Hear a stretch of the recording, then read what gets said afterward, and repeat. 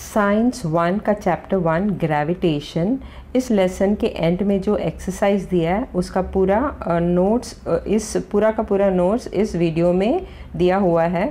और notes exercise बहुत important है, बोर्ड एग्ज़ाम में बहुत सारे क्वेश्चंस लेसन के एंड के जो एक्सरसाइज है उसमें से पूछते हैं। और मैंने यूट्यूब में ऑलरेडी साइंस 1 का लेसन्स और न्यूमेरिकल्स अपलोड किया हुआ है।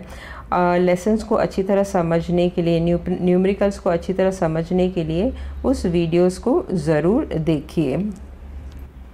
Lesson 1 gravitation. क्वेश्चन 1 क्या है? Study the entries in the following table and rewrite them putting the connected items in a single row. तो ये मैच द कॉलम है, इसको करेक्टली मैच करके उस वापस री राइट करना है। तो फर्स्ट वाला क्या था? फर्स्ट कॉलम में फर्स्ट वाला क्या था? मास। उसका करेक्ट आंसर क्या है? केजी। तो सेकंड कॉलम में केजी आएगा। थर्ड कॉलम में क्या आएगा? Measure of inertia. Next one is weight. Second column में आएगा एन, दैट इज़ न्यूटन। और थर्ड कॉलम में आएगा depends on height. Third one is what? Acceleration due to gravity. Second column में आएगा मीटर पर सेकेंड स्क्वायर। और third column में आएगा zero at the centre of the earth. Last one is what? Gravitational constant. Second column में आएगा Newton metre square पर KG square. और थर्ड कॉलम में आएगा same in the entire universe.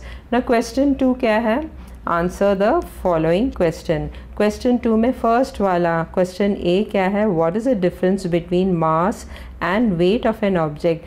Will the mass and wait of an object on the earth be same has their values on Mars? Why? तो question A का first part उन लोग ने difference between mass and weight पूछा था। So what is the difference between mass and weight? First point में definition लिखना है मास और वेट का। तो मास का फर्स्ट पॉइंट क्या आएगा? Mass is the amount of matter present in the object. Weight में क्या आएगा? Weight is the force with which the earth attracts the object. Second point क्या है? Mass remains same everywhere. यहाँ पे सेकेंड पॉइंट क्या आएगा? The weight of an object changes from place to place. Third point क्या है? Mass is measured in kilogram, that is kg. And यहाँ पे weight is what? Weight is measured in newton, that is N. Now mass is a scalar quantity, weight is a vector quantity. Last point क्या रहेगा? Mass of an object can never be zero, but weight of an object becomes zero at the center of the earth. अभी question ए में और एक question पूछा था कि will the mass and the weight of an object on the earth be same as the values on Mars? मतलब मास और wait जो भी है उसका, जो मास और वेट है, क्या वो मार्स में भी, प्लैनेट मार्स में भी उसका मास और वेट सेम रहेगा क्या? तो उसका आंसर क्या है? The value of mass is same everywhere. Hence, the mass of an object on the earth will be same as its value on Mars. तो मास जो रहता है, कोई भी ऑब्जेक्ट का मास जो रहता है वो पूरा यूनिवर्स में सेम रहता है। तो जो भी मास ऑब्जेक्ट का मास अर्थ में था वही सेम मास प्लैनेट मार्स में भी रहेगा। अभी वेट कैसा रहेगा? Weight is equal to what? F is equal to M G. Has the value of G is not same everywhere. The weight of an object changes from place to place. Hence, the weight of an object on the earth will be different than its value on Mars. तो weight हर जगह में अलग अलग रहेगा क्योंकि value of G भी अलग अलग रहता है। इसके लिए weight, जो भी ऑब्जेक्ट का weight अर्थ में था वो सेम वेट मार्स में नहीं रहेगा, मार्स में उसका वेट अलग रहेगा। Now next question, question B. What are free fall, acceleration due to gravity, escape velocity, centripetal force? तो इसमें सबका डेफिनेशन देना है। तो फर्स्ट वन क्या है? Free fall. Whenever an object moves under the influence of the force of gravity alone is called as free fall. तो ये जो आंसर है वो पेज नंबर 11 में दिया है, टेक्स्ट बुक का पेज नंबर 11 में ये आंसर है। Next one, acceleration due to gravity. The gravitational force due to the earth on a body results in its acceleration. This is called acceleration due to gravity. और ये answer page number 8, text book का page number 8 में दिया है। Next one is what? Escape velocity. When an object is thrown upwards, its velocity decreases because of the gravitational gravitation of the earth, not gravitational, gravitation of the earth. If we keep increasing the initial velocity of the object is able to overcome the downward pull by the earth and can escape the earth forever and will not fall back on the earth. This velocity is called escape velocity. ये answer जो है वो page number 13 text book का page number 13 में दिया है. Next one is what? Centripetal force. A force acting on any object moving along a circle and it is directed towards the center of the circle is called as centripetal force. अभी ये answer text book में page number 2 में दिया है. अभी question number C. Write the 3 laws given by Kepler. How did they help Newton to arrive at the inverse square law of gravity? तो पहला वाला 3 laws given by Kepler वो क्या है? Kepler's first law, the orbit of a planet is an ellipse with the sun at one of the foci. Now Kepler's second law is what? The line joining the planet and the sun sweeps equal areas in equal intervals of time. So this is a diagram which you have to draw. Kepler's third law, the square of its period of revolution around the sun is directly proportional to the cube of the mean distance of a planet from the sun. If r is the average distance of a planet from the sun and t is its period of revolution, then t square is proportional to r cube. That is, r cube को t square के नीचे लेके आओ. So t square upon r cube is equal to proportional sign चला गया और उसके जगह में equal to sign आया, तो we put a constant. So t square upon r cube is equal to constant, that is equal to k. We Kepler's 3 laws तो हो गया. अभी उसी क्वेश्चन में और एक क्वेश्चन पूछा था, how did they help Newton to arrive at the inverse square law of gravity. तो उसका आंसर ये है, the speed of the planet can be expressed in terms of the period of revolution t as follows. The next point क्या है? The distance traveled by the planet in one revolution is equal to what? Perimeter of the orbit, that is 2 pi r. यहाँ पे r क्या है? r is equal to distance of the planet from the sun. Time taken is equal to what? Period of revolution, that is equal to t. Now v is equal to what? Distance traveled upon time taken, that is equal to 2 pi r upon t. अभी f का formula क्या है? f is equal to mv square upon r, that is equal to m. अभी v के जगह में क्या substitute करना है? 2 pi r upon t. v is equal to what? 2 pi r upon t. तो यहाँ पे v के जगह में 2 pi r upon t लिखना है, तो m 2 pi r upon t the whole square, क्योंकि यहाँ पे v स्क्वायर था, इसके लिए पूरा v का वैल्यू सब्सटीट्यूट करके स्क्वायर लिखना है, upon r. therefore f is equal to what? m 4. अभी इसका स्क्वायर निकालो, तो 2 का स्क्वायर क्या है? 4 pi square r square upon t square upon r. Now ये r अपॉन r डिनोमिनेटर में है, तो दिस इज़ r अपॉन 1, और जब भी इसको न्यूमरेटर में लेके जाता है तो r upon 1 will become 1 upon r. So m 4 pi square r square upon t square into 1 upon r. इसमें से एक r जो है वो कैंसिल हो जाता है r स्क्वायर में से, तो सिर्फ एक r बचेगा न्यूमरेटर में. तो f is equal to what? m 4 pi square r upon t square. Now multiplying and dividing by r square. Now f is equal to what? यही सब लिखना है, m 4 pi square upon r f is equal to m 4 pi square r upon t square. Same thing I have written. Then multiply and divide by r square. So r square upon r square. So that is equal to what? m 4 pi square r into r square will become r cube, और नीचे क्या आएगा? r square into t square. Therefore m is equal to what? m 4 pi square upon r square into r cube upon t square. तो ये r cube और t square को साथ में रखना है और बाकी सब अलग सा रखना है. तो m 4 pi square upon r square into r cube upon t square. Now according to Kepler's third law, t square upon r cube is equal to what? k. Kepler's का थर्ड लॉ के हिसाब से T square upon R cube is equal to K. अब ये T square upon R cube को उल्टा करो, inverse करो, तो क्या हो जाएगा? R cube upon T square. तो उसी तरह राइट हैंड साइड में k है तो ये k/1 है, जब इसको भी इन्वर्स करेंगे तो 1/k हो जाएगा। तो r³ / t² = 1/k। ना f क्या मिला था, f = 4m²/r² इंटू r³ अभी ये r³ के जगह में क्या सब्सटीट्यूट करना है, 1/k। तो f = 4m² इंटू 1/k।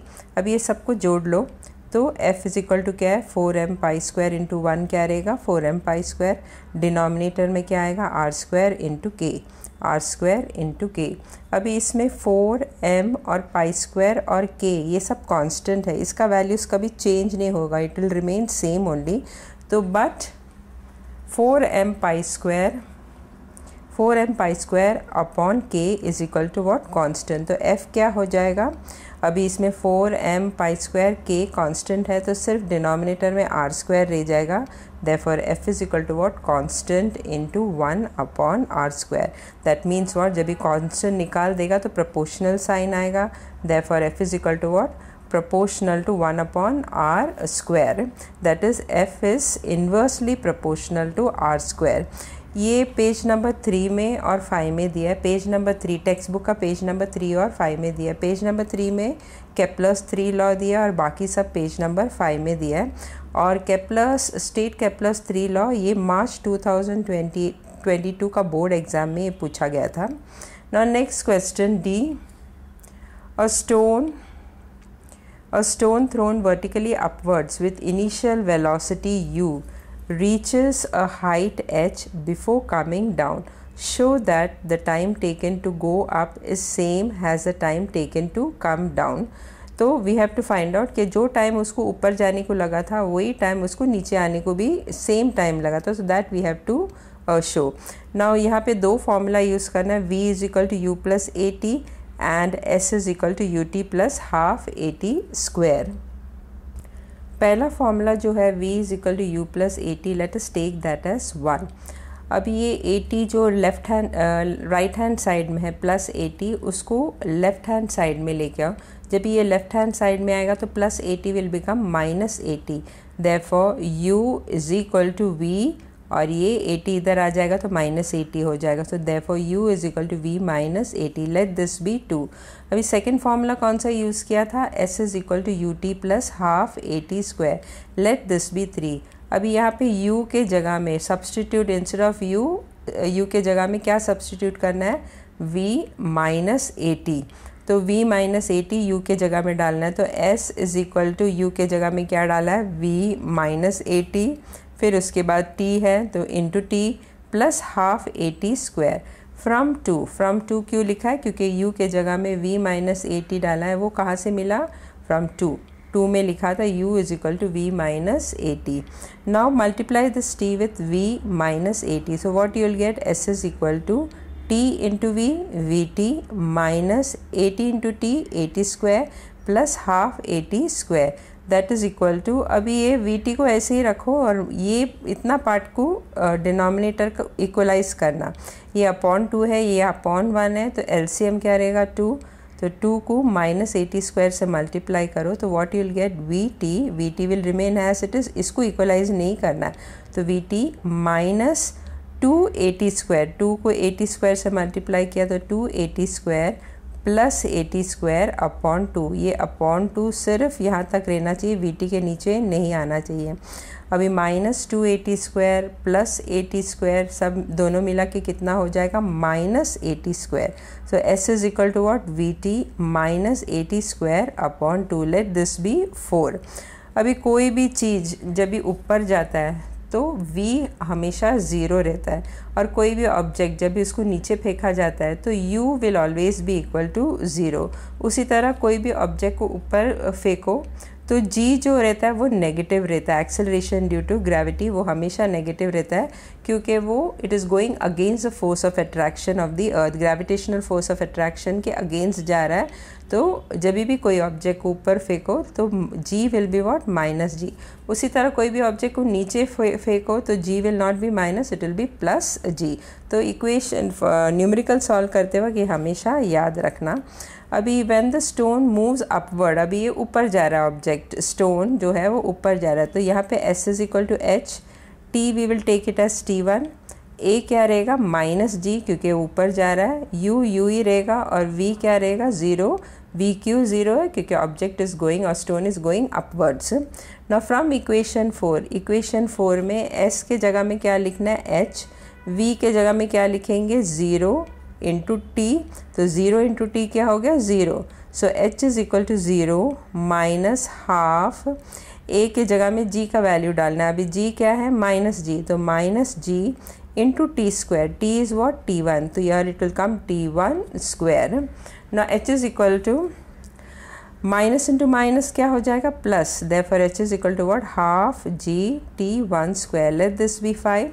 अभी when the stone move downwards, अभी स्टोन नीचे की तरफ आ रहा है, तो t को we will denote it as t2, u will be 0 क्योंकि ऑब्जेक्ट नीचे जा रहा है, s is h and a will be what plus g क्योंकि object is coming downwards towards the earth's gravitational force. तो s is equal to U T plus half A T two square from equation 2, तो equation 2 ये लिया था ना, s के जगह में h आएगा, u 0 है तो 0 इंटू टी 0 हो जाएगा, तो ये चला जाएगा, तो बचा क्या हाफ, a के जगह में g लिखना है और t 2 square, let this be 6। अभी ये 5 और ये 6 है, अभी दोनों में देखेंगे तो हाइट दिया है और जितना डिस्टेंस ऊपर जाने को लगा था उतना ही सेम डिस्टेंस उसको नीचे आने को भी लगेगा, क्योंकि जितना ऊपर गया वही वापस वो नीचे आते हुए उतना ही डिस्टेंस कवर करेंगे, तो h दोनों का सेम ही रहेगा और हाफ g तो सेम है, तो t1 स्क्वायर और t2 स्क्वायर बचा है, तो from 5 and 6, from equation 5 and 6 क्या मिला, t1 square is equal to t2 square. Now take the square root of both of them. Left hand side में भी square root लो, right hand side में भी square root लो, तो root of t1 square क्या रहेगा t1 और root of t2 square क्या रहेगा सिर्फ t2, तो t1 is equal to t2, यही प्रूव करना था, क्वेश्चन में वही पूछा था। Show that the time taken to go up is same as the time taken to come down, तो दोनों भी equal मिला है। Question E. If the value of g suddenly becomes twice its value, it will become 2 times more difficult to pull a heavy object along the floor. Why? तो अगर value of g double हो जाएगा तो कोई भी चीज़ को अर्थ में पुल करने के लिए बहुत डिफ़िकल्ट होगा, तो क्या है उसका reason, the weight of an object depends upon the mass of the object and the value of acceleration due to gravity. If the value of g doubles the force with which the earth attracts the object will also become twice, thus the object becomes twice as heavier, making it harder to be pulled along the floor. The next question, question number 3. Explain why the value of g is 0 at the center of the earth. तो इसका value g का value 0 क्यों है at the centre of the earth, तो उसका answer है the acceleration due to gravity g on the earth's surface is given as what, g is equal to gm upon r square. The value of g depends upon the mass m of the earth and radius r of the earth. As we go inside the earth, our distance from the center of the earth decreases and no longer remains equal to radius of the earth r. Third point क्या है, along with the distance the part of the earth contributes towards a gravitational force felt also decreases, decreasing the value m. Fourth point is what, due to combined result of change in r and m, value of g becomes 0 at the center of the earth. अभी ये answer जो है text book में page number 9 पे ये दिया है। Question number 4. Let the period of revolution of a planet at a distance r from a star be t. Prove that if it was at a distance of 2r from the star, its period of revolution will be √8t. तो question में क्या पूछा है, जो planet है वो star से कितना दूर है, at what distance it is r, तो उसका पीरियड ऑफ रेवोल्यूशन क्या रहेगा, कैपिटल लेटर t। तो प्रूव क्या करना है, अगर ये डिस्टेंस प्लैनेट और स्टार के बीच में डबल हो जाएगा, अगर वो 2r हो जाएगा, then show that period of revolution will be what, √8t. Now according to Kepler's third law, T square is proportional to R cube. जब भी प्रोपोर्शनल साइन निकल जाता है तो क्या हो जाता है, therefore T square is equal to K आएगा, constant K R cube, let this be 1। यहाँ पे के क्या है, where K is the constant of proportionality. If the distance of planet from star is equal to 2r, then period of revolution will be what, t dash। तो अभी इसका distance, planet का distance star से क्या है, 2r। तो let us take period of revolution as t dash। Then according to Kepler's third law, t dash square is proportional to 2r the whole cube। therefore t dash square is equal to what, proportional sign निकल जाएगा और constant k आएगा। सो t dash square is equal to k 2r cube, let this be 2। now divide equation 1 and 2। तो 1 और 2 को divide करो तो t square upon t dash square is equal to what, k r cube upon k 2r cube। तो same thing I have written over here, t square upon t dash square is equal to k r cube upon k 2r the whole cube, that is equal to what, k r cube upon k 2 का cube कितना है 8 और r cube. यहाँ पे k और k cancel हो जाएगा, r cube और r क्यूब कैंसिल हो जाएगा, बचेगा क्या, न्यूमरेटर में 1 और डिनोमिनेटर में 8। So t square upon t dash square is equal to what, 1 upon 8। ना क्रॉस मल्टीप्लाई, 8 को इधर लेके जाओ, t डैश स्क्वायर को यहाँ पे लेके आओ, तो क्या मिलेगा, 8 into T square is equal to T dash square into 1।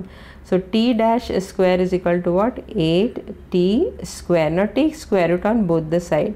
तो square root of T dash square is what, T dash, and square root of 8t square is what, root 8t। तो यही प्रूव करना था कि if it was at a distance of 2r from the star, then its period of revolution will be what, root 8t।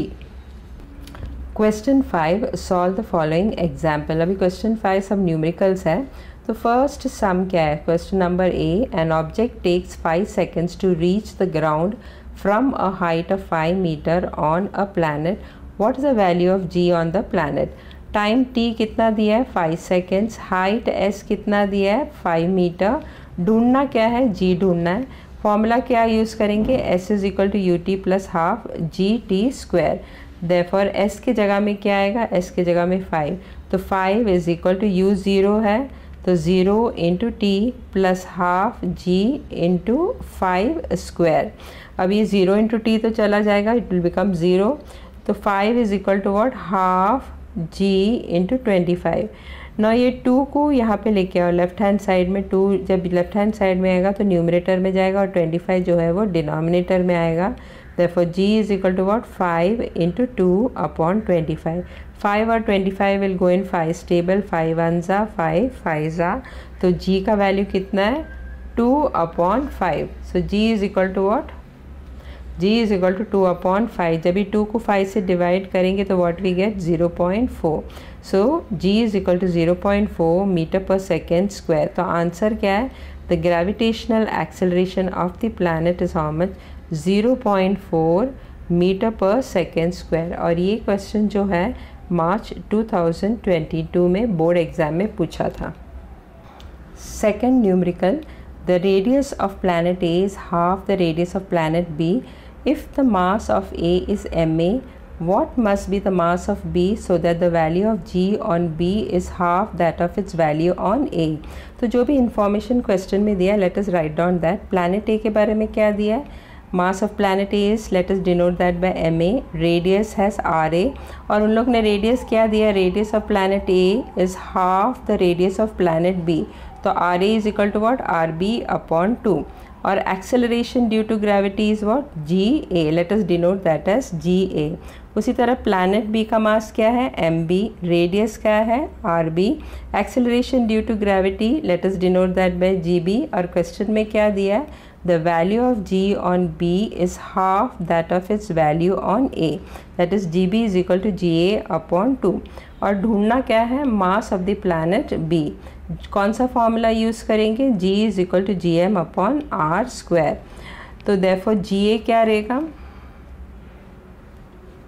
Ji A is equal to G M A upon R A square. Same formula use किया है, सिर्फ M के उधर ए लिखना है और are के उधर भी ए लिखना है और जी के उधर भी ए लिखना है for planet A. So G A is equal to G M A upon R A square. उसी तरह प्लैनेट बी का क्या आएगा, G B is equal to G M B upon R B square. Now M A का mass ढूंढना है, इसके लिए एम ए को इधर रखो और बाकी सब कुछ शिफ्ट करो। तो M A is equal to what, R A square यहाँ पे न्यूमरेटर में आएगा और जी जो है वो डिनोमिनेटर में आएगा। तो M A is equal to G A into R A square upon G. उसी तरह एम बी भी क्या रहेगा, G B into R B square upon G. Now divide this M A upon M B. So M A upon M B is equal to what, पहले ये लिखना है numerator में G A into R A square upon G और denominator में ये लिखना है that is G B into R B square upon G. अभी ये डिनोमिनेटर को जो है वो न्यूमरेटर में लेके आओ तो ये इन्वर्स हो जाएगा, जी ऊपर जाएगा और G B into R B square नीचे आएगा। तो M A upon M B is equal to what, G A into R A square upon G into इसका इन्वर्स लिखना है G upon G B into R B square. तो यहाँ पे g और g कैंसिल हो जाता है, g and g will get cancel. तो क्या बचेगा, M A upon M B is equal to G A into R A square upon G B into R B square that is equal to G A into, अभी substitute करो, R A कितना, R ए क्या लिखना है, substitute करना है R A के जगह में आर बी अपॉन टू।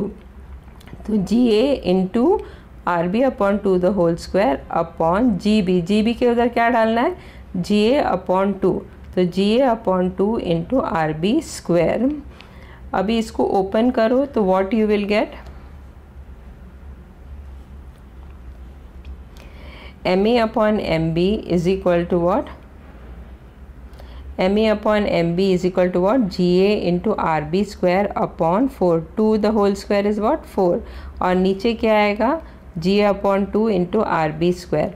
अभी ये 4 जो है वो डिनोमिनेटर में आएगा और 2 जो है वो न्यूमरेटर में जाएगा। So G A into R B square into 2 upon G A into R B square into 4। यहाँ पे जी ए कैंसिल हो जाएगा, आर बी स्क्वायर कैंसिल हो जाएगा, 2 और 4 2 के टेबल में जाएगा, 2 1 ज़ा 2 2 ज़ा। सो एंड में क्या मिलेगा, M A upon M B is equal to 1 upon 2। No cross multiply, M A into 2 और एम बी इधर जाएगा, therefore M B is equal to what 2 M A. तो वही ढूंढना था mass of the planet B. So the mass of planet B is how much, twice that of mass of planet A. Now sum number 3, the mass and the weight of an object on the earth are 5 kg and 49 Newton। यानी मास क्या है 5 kg और wait क्या है 49 Newton respectively। What will be their values on the moon? Assume that acceleration due to gravity on the moon is 1/6 of that on the earth। Now mass of the earth, let us denote that as me। me is equal to how much, 5 kg। weight on the earth, let us denote that by we। weight कितना दिया है 49 Newton. acceleration due to gravity on the earth is how much, 9.8 metre पर second square. तो acceleration due to gravity on moon क्या है, let us denote that by gm, that is equal to 9.8 into 1/6। क्यों, क्योंकि question में दिया है assume that the acceleration due to gravity on the moon is 1/6 of that on the earth. इसके लिए acceleration due to gravity on the moon is how much, 9.8 into 1/6 that is equal to 9.8/6 meter per second square। What we have to find out, mass of the object on the moon and weight of the object on the moon। The mass of the object on the moon is equal to mass of the object on the earth। पहले भी बताया था कि मास कभी भी change नहीं होता है, पूरा यूनिवर्स में उसका मास सेम ही रहेगा। इसके लिए जो भी मास उसका अर्थ में है वही मास मून में रहेगा। इसके लिए mass of the object on the moon is equal to how much, 5 kg, same रहेगा। अभी W, weight of the object on moon, WM is equal to what, MM into GM। So Wm is equal to what, mass of the object on the moon is how much, 5 into 9.8/6 that is equal to, अभी 9.8/6 is how much, 1.63। So Wm is equal to what, 5 into 1.63। जब इसको multiplying करेंगे तो what you'll get, weight of the object on the moon is equal to 8.17 Newton. तो answer क्या रहेगा, On the moon, the mass of the object is 5 kg and weight is 8.17 Newton. Fourth sum, that is sum number D. An object thrown vertically upward reaches a height of 500 meter. What was its initial velocity? How long will the object take to come back to the earth? Assume g is equal to 10 meter per second square. तो h क्या है, height क्या है इधर, s, height is denoted as s और s कितना है 500 metre. Acceleration due to gravity g कितना दिया है 10 मीटर पर second square. Initial velocity u ढूंढना है और टाइम टेकन t भी ढूंढना है. For upward motion of the ball, जब ये बॉल ऊपर फेंका जाता है तो v क्या रहेगा 0, a क्या रहेगा -g, that is equal to -10 metre पर सेकेंड स्क्वायर. फॉर्मूला क्या यूज़ करेंगे, v square is equal to U square plus 2as. अभी v तो 0 है तो ये 0 हो गया, तो 0 is equal to U square ढूंढना है प्लस 2 इंटू a की जगह में g है तो g कितना है -10, तो इंटू -10 इंटू 500, तो 0 is equal to U square minus 2 into 10 into 500 is how much 10,000. अभी ये -10,000 को लेफ्ट हैंड साइड में लेके आओ तो ये प्लस हो जाएगा. तो next step will be what, U square is equal to 10,000. Now take the square root of U square and square root of 10,000. So square root of u square is what, u, and square root of 10,000 is what, 100. So u is equal to what, 100 meter per second. तो initial velocity क्या है 100 meter per second. Now we have to find out time taken. Now for downward motion of the ball, जब भी ball को नीचे फेंकेंगे तो u is equal to what, 0, a will be what, 0, so it will be plus 10 meter per second square. Formula क्या use करना है, s is equal to U T plus half AT square. That is s की जगह में 500 आएगा is equal to u के जगह में 0 लिखना है, तो 0 into T will become 0 plus half into a की जगह में क्या आएगा 10 into T square, not T square. अभी t यहाँ पे ढूंढना है तो 0 इंटू टी इज़ वो 0, तो 500 is equal to what, half into 10 into T square. अभी 2 और 10 कैंसिल हो जाएगा, 2 5 are 10, so what is left 500 is equal to 5t square. Now bring this 5 below 500, तो t square is equal to what 500 upon 5, 500 goes in 5 table, 500 जा 500 है तो t square is equal to what 100. Now T square का दोनों side square root लेना, तो root T square is equal to root 100. So root T square क्या है t, root 100 क्या है 10, सो t is equal to what 10 seconds. Time for the upward journey of the ball will be same as a time for the downward journey. तो जितना time उसको ऊपर लेने को लगता है उतना ही टाइम उसको नीचे आने को लगता है. So total we had got what, that is 10 seconds. So total time taken क्या रहेगा, डबल हो जाएगा, 2 into 10 that is equal to 20 seconds. तो आंसर क्या मिला था, the initial velocity of the object is what 100 metre पर second.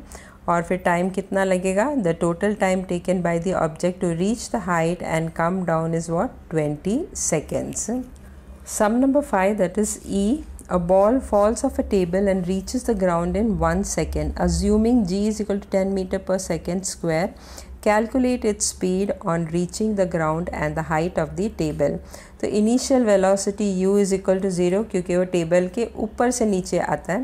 Acceleration due to gravity it is already given, that is g 10 metre पर सेकेंड स्क्वायर. हाइट s ढूंढना है और velocity v भी ढूंढना है. फॉर्मूला क्या यूज़ करना है, s is equal to U T plus half G T square. तो s is equal to what, u के जगह में 0 लिखना है, u इज इक्वल टू 0, तो 0 into T is how much 0 plus half into G is how much 10 into 1 square.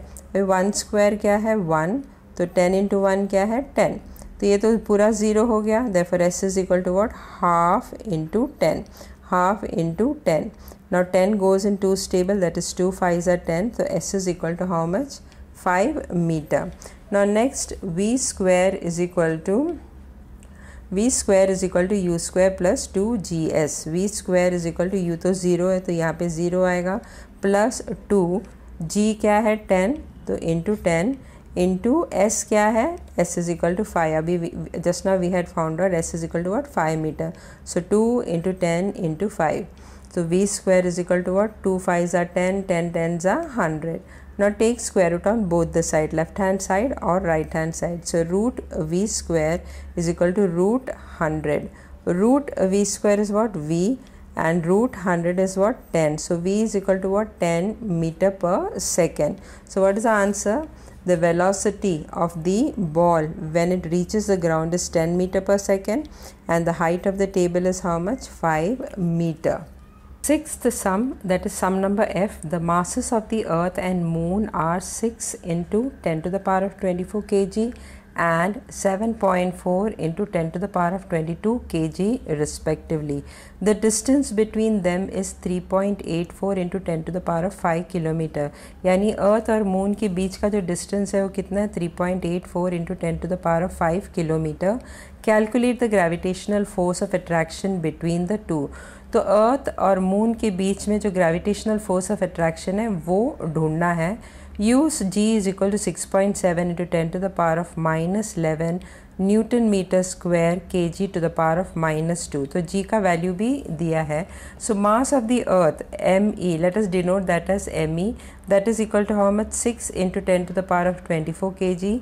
Mass of the moon, let us denote that as mm, that is equal to 7.4 into 10 to the power of 22 kg.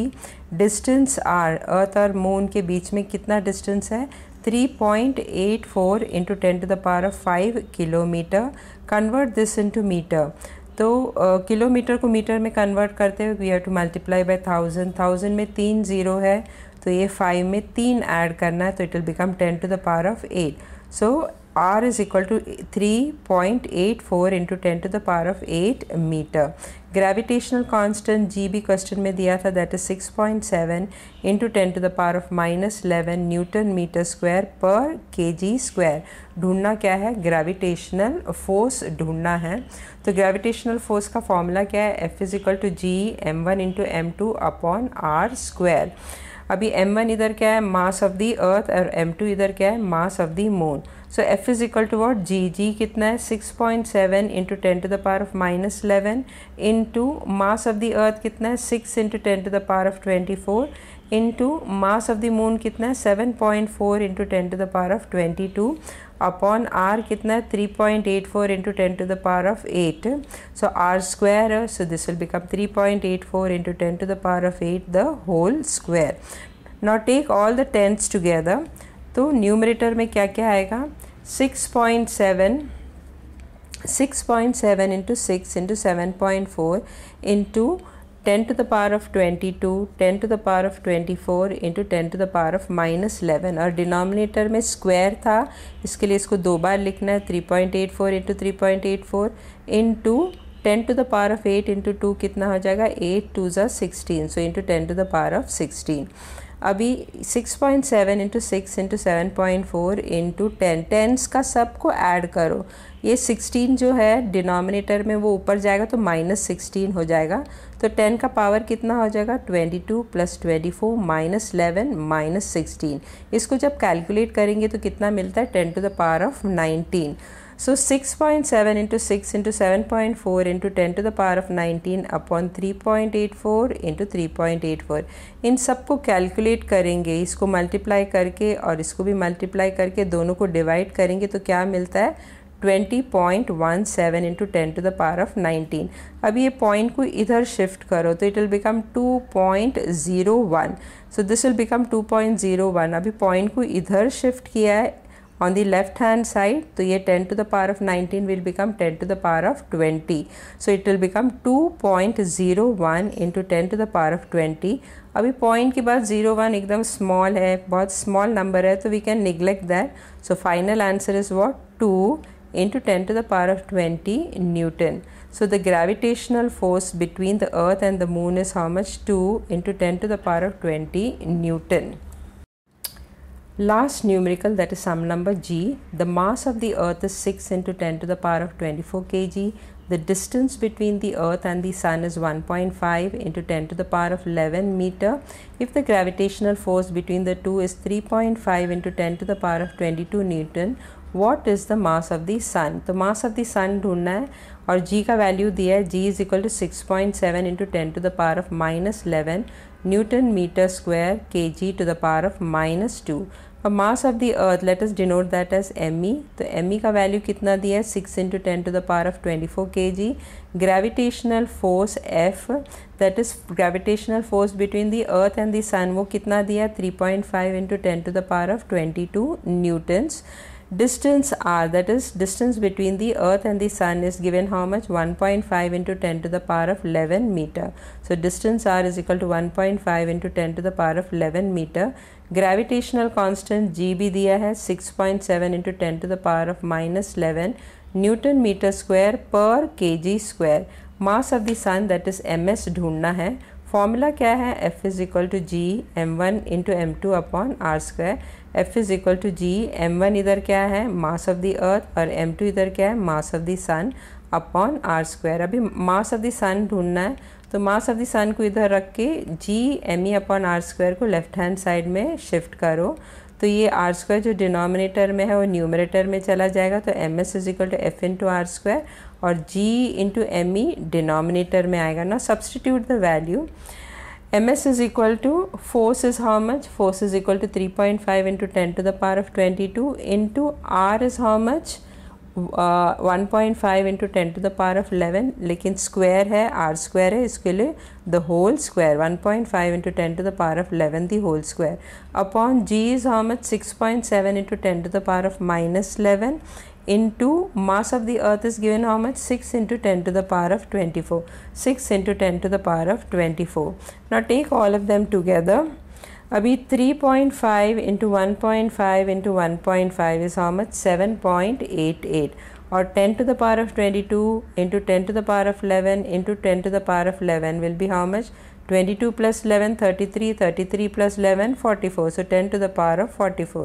Denominator में 6.7 into 6 is how much, 40.2, और 10 का power क्या रहेगा, 10 to the power of -11 into 10 to the power of 24, that is -11 plus 24 कितना हो गया, 10 to the power of 13. Now when you divide 7.88 और 40.2 को, तो we get 0.196, और 10 to the power of 44 divided by 10 to the power of 13 will become what, 44 minus 13, that is equal to 10 to the power of 31. So अभी ये point को shift करो right hand side में, point को जब ये right hand side में shift करता है तो इट विल बिकम 1.96, और राइट हैंड साइड में शिफ्ट किया है तो इधर का एक जीरो कम हो जाएगा, सो 31 will become 30. So final answer is 1.96 into 10 to the power of 30 kg. So the mass of the sun is how much, 1.96 into 10 to the power of 30 kg.